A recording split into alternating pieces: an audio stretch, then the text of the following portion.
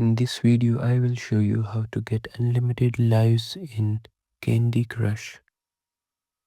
So let's get started by opening Candy Crush. After that, we need to decrease our lives so I can show you the trick.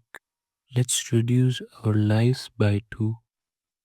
As you can see, we now have only 3 lives left, but I am going to show you how to get unlimited lives.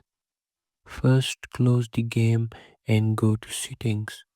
In the search bar, type date and time. Here's what you need to do. Turn off the set automatically option and select tomorrow's date. Now go back to Candy Crush.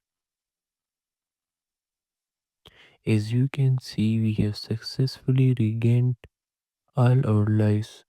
You can repeat this trick again and again for unlimited lives. Thanks for watching. Make sure to like and subscribe for more videos.